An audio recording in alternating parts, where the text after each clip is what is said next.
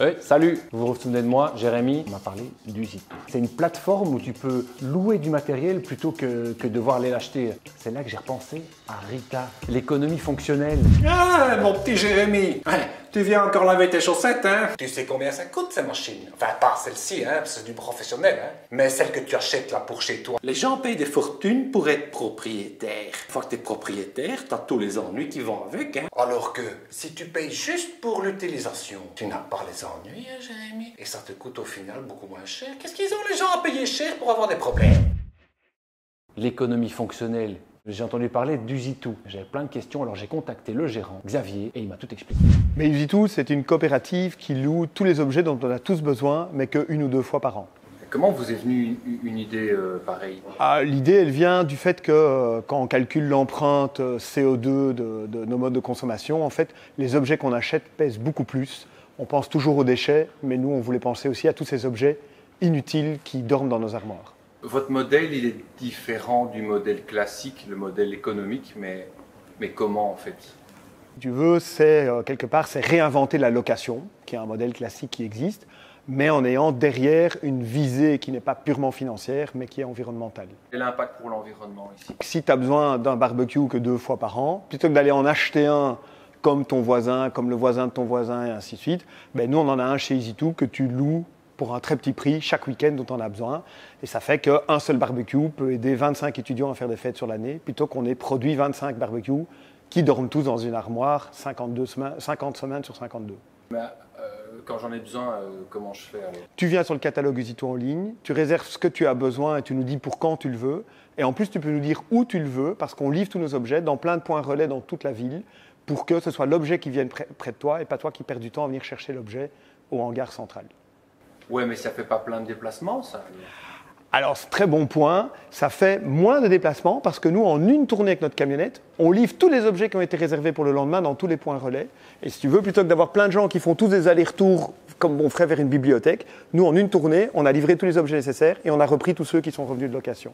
Et donc, on diminue également le nombre de kilomètres parcourus et donc l'empreinte liée à ça. Et ça n'a pas été trop difficile de mettre ça en place?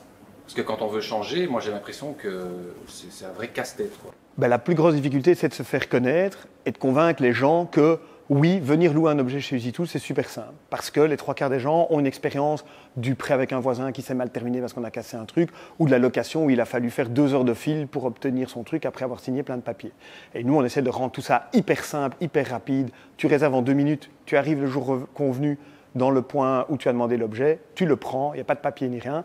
Il faut juste convaincre les gens que c'est simple et possible. Si j'ai un barbecue, moi, que j'utilise pas souvent, on peut le mettre dans le système alors? Quand on a creusé le modèle et quand on a démarré, on s'est rendu compte qu'on voulait être cohérent avec nos idées sur tous les aspects, et donc y compris sur la manière d'avoir des objets dans notre catalogue à proposer à louer. On n'allait pas aller faire toutes les promos les plus bas de gamme, c'était un peu contraire aux idées. Et puis nos premiers utilisateurs nous ont bien montré qu'ils étaient très attentifs à notre modèle alternatif et avec des fortes questions pour s'assurer, comme tu as posé sur le transport, qu'on est bien veillé à tous les aspects. Et ça, c'est un travail permanent de toujours remettre ses idées à plat, d'écouter les suggestions des gens et de continuer d'améliorer ce qui peut l'être. On est circulaire parce qu'on est des communes à fonctionnalité qu'on permet à tout le monde de louer, mais on essaie d'avoir des approvisionnements circulaires, c'est-à-dire on ne va pas faire les promos le vendredi au Brico pour trouver le dernier barbecue à la mode, quoi. C'est ça. Quelle est la plus grande fierté que vous avez avec Usitu? Mais c'est clair que ce qui booste un entrepreneur, et encore plus un entrepreneur durable, c'est le plaisir de mettre quelque chose de nouveau sur pied et d'aider à améliorer la situation globale.